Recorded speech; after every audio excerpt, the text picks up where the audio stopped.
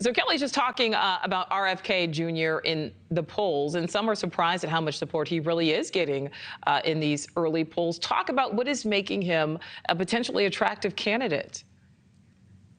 I think RFK might be tapping into definitely a populist part of the Democratic Party, a populist part of the party that doesn't necessarily feel connected to President Biden, and they're looking for something new. They're looking for a different face. And I think RFK definitely represents that for some of these voters who seem to be more shifting towards him. I think also there's the question of whether President Biden really can get his base enthusiastic enthused going into 2024. So I think that's what RFK is certainly tapping into, maybe the lack of enthusiasm there is with Joe Biden, coupled with the fact that the Democratic Party certainly has a major populist wing that he and Marianne Williamson, and he meaning RFK Jr., are tapping into.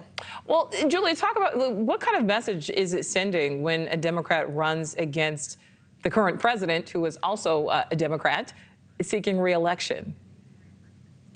Look, we've seen this happen in the past. I mean, lower or less known candidates run against an incumbent president and not gain as much traction.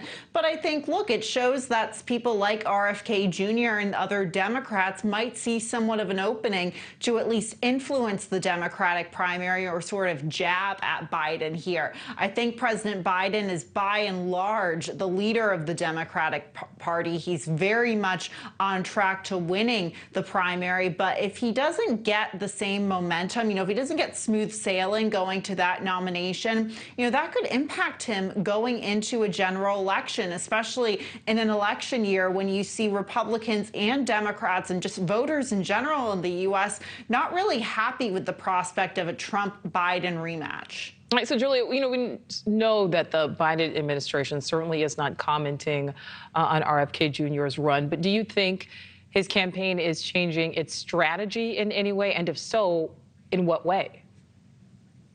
I think right now, from what we've seen, the Biden campaign strategy is really to play it safe and be an incumbent, play as an incumbent president. And what that involves is not necessarily acknowledging candidates like RFK Jr. or Marianne Williamson. He's just going to continue using his bully pulpit as president of the United States. And, I would say the difference we've seen over the past couple of weeks is he has been traveling more and making those campaign stops, such as in California, for example. But I think that was going to happen anyways. I don't think that's in any way in response to RFK Jr. So I think right now, if you're President Biden, you're going to continue to act like the incumbent that he is and continue really to use that bully pulpit as president of the United States. He has that advantage. His message is going to get that out there no matter what, whereas you have people like RFK and Marianne Williamson, while especially RFK Jr. is certainly gaining some traction,